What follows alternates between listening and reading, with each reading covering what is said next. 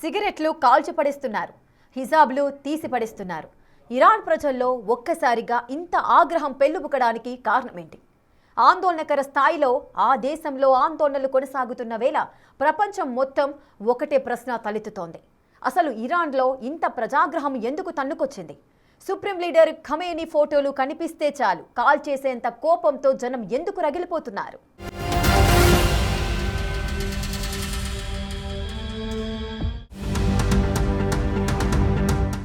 ఇరాన్లో రక్తపాత ప్రజా తిరుగుబాటులో కొత్త ట్రెండ్ మొదలైంది. Supreme leader Ayatollah Ali Khamenei ఫోటోలను తగలబెట్టి ఆ మంటల్లో ఇరాన్ మహిళలు సిగరెట్లు వెలిగిస్తున్నట్లు దృశ్యాలు గ్లోబ్ అంతటా వైరల్ అవుతున్నాయి. 2 వారాలుగా మధ్యప్రాచ్య దేశాన్ని కుదిపేస్తోన్న ప్రభుత్వ వ్యతిరేక ఆందోళనల్లో ఈ తరహా నిరసనలు టాక్ ఆఫ్ ది వరల్డ్ గా మారాయి. కఠినమైన సామాజిక కట్టుబాట్లు, మహిళల హక్కులపై ఆంక్షలకు పేరుగాంచిన దేశంలో ఈ ట్రెండ్ ధిక్కరణకు చిహ్నంగా మారింది. ఇస్లామిక్ దేశం సుప్రీం లీడర్ చిత్రాలను దహనం చేయటం చట్ట ప్రకారం తీవ్రమైన నేరం. మహిళలు సిగరెట్లు కాల్చడం పైన నిషేధముంది. ఇలాంటి చర్యలకు పాల్పడిన వారికి, ప్రభుత్వ భవనాలను తగలబెట్టిన నిరసనకారులకు మరణ శిక్ష విధించబడుతుందని టెహ్రాన్ ప్రాసిక్యూటర్ తెలిపారు. అయినా ఎవరూ పెద్దగా పట్టించుకోవటం లేదు. ముఖ్యంగా యువ ఇరానియన్ మహిళలు ఇస్లామిక్ పాలనకు వ్యతిరేకంగా విప్లవానికి నాయకత్వం వహిస్తున్నారు. ఈ నిరసనలు ఇరాన్ ప్రభుత్వాన్ని సవాల్ చేయటమే కాదు, మహిళలపై కఠినమైన సామాజిక కట్టుబాట్లు వ్యతిరేకిస్తున్నారని సూచిస్తున్నాయి. అనేక మంది మహిళలు హిజాబ్ చట్టాలను ధిక్కరిస్తున్నారు. మహిళలు హిజాబ్లు తొలగించటం, బహిరంగంగా సిగరెట్లు కాల్చటం ఇప్పుడు ప్రపంచ వ్యాప్తంగా హాట్ టాపిక్ గా మారింది.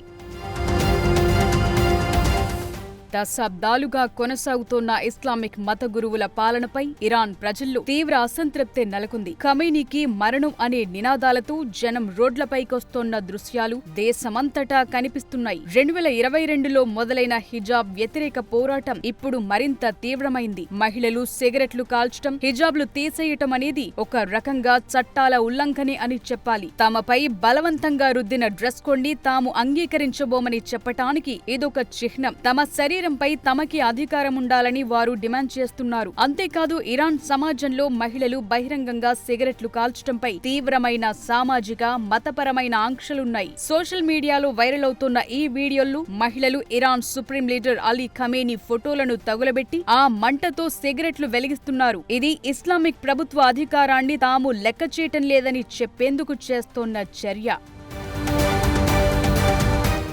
ఇరాన్లో ఇస్లామిక్ ప్రభుత్వ పాలనకు వ్యతిరేకంగా కొన్ని రోజులుగా తీవ్ర స్థాయిలో నిరసనలు జరుగుతున్నాయి. గత డిసెంబర్ చివరి వారం నుంచి మొదలైన ఉద్యమం ఇప్పుడు దేశవ్యాప్తంగా 100కు పైగా నగరాలకు పాకింది. జనం పెద్ద సంఖ్యలో వీధుల్లోకి తరలివచ్చి ర్యాలీలు చేస్తున్న వీడియోలు, ఫోటోలు ఆన్లైన్లో ప్రత్యక్షమవడంతో ఇరాన్ ప్రభుత్వం ఇంటర్నెట్, ఇంటర్నేషనల్ ఫోన్ కాల్స్ పై నిషేధం విధించింది. దాంతో ఆందోళనల తీవ్రత బయటి ప్రపంచానికి పూర్తి స్థాయిలో తెలియటం లేదు. ఈ ఘర్షణల్లో ఇప్పటి వరకు 200 మందికి పైగా మృతి చెందినట్లు తెలుస్తోంది. ఒక్క టెహ్రాన్లోనే ఈ స్థాయిలో మరణాలు సంభవించాయని, దేశవ్యాప్తంగా ఈ సంఖ్య మరింత ఎక్కువ ఉండొచ్చని అంచనా వేస్తున్నారు. మృతుల్లో ఎక్కువ మంది యువకులే ఉన్నట్లు తెలుస్తోంది. అంతేకాదు, ఖమేనీ ప్రభుత్వం 2500 మందికి పైగా నిరసనకారుల్ని అరెస్టు చేశారని అమెరికాకు చెందిన human rights activist news agency తెలిపింది. ఉద్యమానికి మద్దతుగా చాలా మంది వ్యాపారులు షాపులు మూసివేసి పోరాటంలో భాగస్వాములవుతున్నారు. కేవలం హిజాబ్ గురించే కాదు, ఆర్థిక స్వేచ్ఛ, రాజకీయ మార్పు కోసం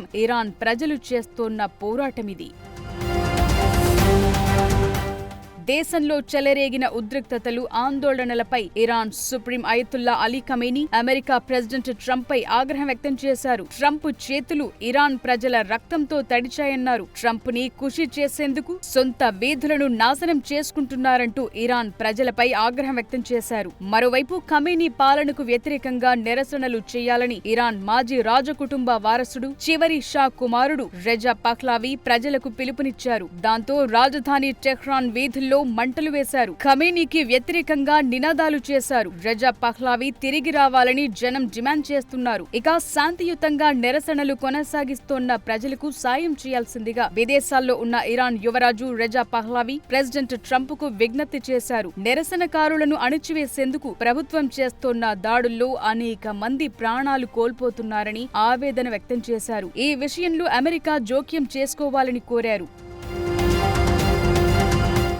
ప్రజల్లో ఇంతటి ఆగ్రహం పెల్లుబుకటానికి 3 ముఖ్య కారణాలున్నాయి. ఇస్లామిక్ పాలనలో ఇరాన్ ఆర్థిక వ్యవస్థ కుప్పకూలింది. ప్రస్తుతం ఆ దేశం తీవ్రమైన ఆర్థిక సంక్షోభంలో కొట్టుమిట్టాడుతోంది. ఇరాన్ కరెన్సీ రియాల్ విలువ రికార్డ్ స్థాయిలో పడిపోయింది. ఒక అమెరికన్ డాలర్ విలువ 12 లక్షల రియాల్స్ కు చేరింది. ఆహారం, మందులు లాంటి నిత్యావసర వస్తువులు సామాన్యులు భరించలేనంత భారంగా మారాయి. అమెరికా లాంటి దేశాలు విధించిన కఠినమైన ఆంక్షలు కూడా ఇరాన్ ఆదాయ వనరుల్ని, చమురు ఎగుమతుల్ని దెబ్బతీశాయి. దాంతో గతంలో ఎన్నడూ లేని విధంగా ప్రజలు నేరుగా సుప్రీం లీడర్ ఖమేనీని టార్గెట్ చేశారు. అతని పాలనను నియంతృత్వంగా వర్ణిస్తూ గద్దె నుంచి దిగిపోవాలని డిమాండ్ చేస్తున్నారు. అంతేకాదు, ఇరాన్ తమ దేశ ప్రజల సంక్షేమం కంటే విదేశీ యుద్ధాలపై ఎక్కువ నిధులు ఖర్చు చేస్తోందని జనం భావిస్తున్నారు. ఇటీవలే ఇజ్రాయెల్ తో జరిగిన యుద్ధం వల్ల ఇరాన్ మౌలిక సదుపాయాలు దెబ్బతిన్నాయి. ఆర్థిక పరిస్థితి మరింత దిగజారటం ప్రజల సహనాన్ని పరీక్షించింది. గతంలో మాదిరిగా సంస్కరణల కోసం కాకుండా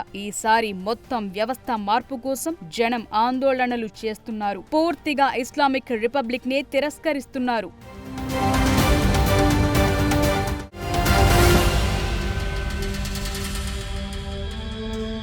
ఇరాన్ విసిగిపోయింది. ఒక రకంగా చెప్పాలంటే ఆ దేశం అలసిపోయింది. కరెన్సీ విలువ పడిపోవడం, ద్రవ్యోల్బణం పెరిగిపోవడం, నిత్యావసర వస్తువుల ధరలు ఆకాశానికి తాకడంతో జనం ఇస్లామిక్ పాలనపై ఆగ్రహావేశాలతో రగిలిపోతున్నారు. అందుకే దేశం మొత్తం ఆందోళనలతో అట్టుడికిపోతోంది. ఇవన్నీ చూస్తుంటే ఇరాన్లో ఇస్లామిక్ పాలన అంతమయ్యే సమయం ఆసన్నమైందా? జనమంతా సుప్రీం లీడర్ ఖమేనీని గద్దె దించడం ఖాయమా?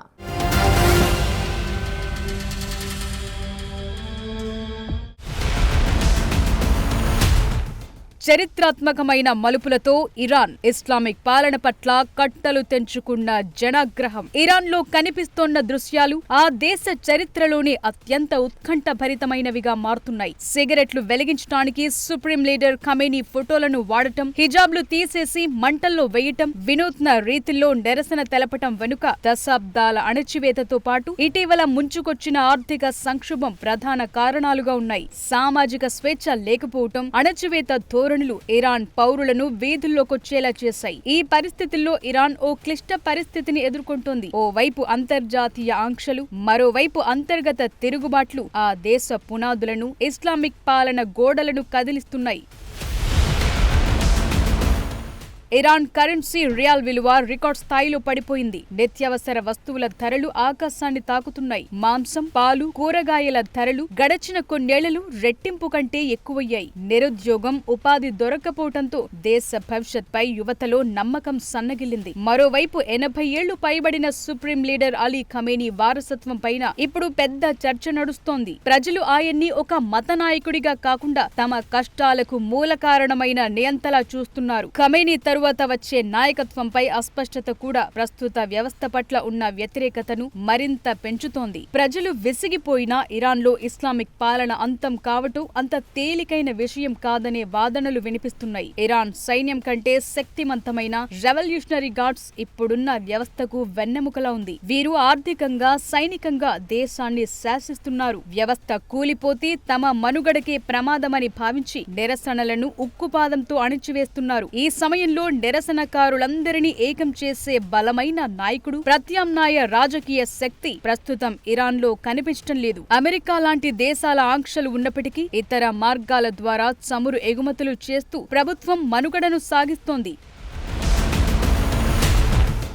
ఇరాన్లో నిరసనలు తెలుపుతోన్న ఆందోళనకారులను హతమార్చాలనుకుంటే వారిని రక్షించడానికి అమెరికా రంగంలోకి దిగుతుందని ప్రెసిడెంట్ ట్రంప్ ఇప్పటికే హెచ్చరించారు. అయితే ట్రంప్ ప్రకటనను ఇరాన్ ఖండించింది. తమ అంతర్గత వ్యవహారాల్లో జోక్యం చేసుకోవద్దని సూచించింది. వెనజుయేలాపై అమెరికా అటాక్ తరువాత ఇరాన్ విషయంలో యుఎస్ ఏం చేయబోతోందన్నది కూడా ఇప్పుడు ఆసక్తి రేపుతోంది. అయితే చరిత్ర చెప్తున్నదేంటంటే ఏ దేశంలోనైనా ఆర్థిక సంక్షోభం, సామాజిక అణచివేత పతాక స్థాయికి చేరినప్పుడు విప్లవాలు సంభవించాయి. ఇరాన్ లో కూడా ఇప్పుడు అదే పరిస్థితి కనిపిస్తోంది. ప్రస్తుతానికి ప్రభుత్వం తుపాకీ తూటాలతో నిరసనలను ఆపేందుకు ప్రయత్నిస్తున్న జనం గుండెల్లో రగులుతోన్న అసంతృప్తిని ఆపటం కష్టం. ఇది ఇస్లామిక్ పాలన అంతానికి దారితీస్తుందా? ఉద్రిక్తతలు, నిరసన జ్వాలలు అంతెత్తున ఎగసి కొన్నాళ్లకు చల్లారిపోతాయా అన్నది కాలమే నిర్ణయించాలి. కానీ గడచిన 40 ఏళ్లలో ఎన్నడూ లేనంత బలమైన సవాల్ను మాత్రం ఇరాన్ ప్రభుత్వం ఎదుర్కొంటోంది. దీని నుంచి నుంచి ఇస్లామిక్ ప్రభుత్వం ఎలా బయటపడుతుందన్న దానికోసం ప్రపంచం మొత్తం ఉత్కంఠగా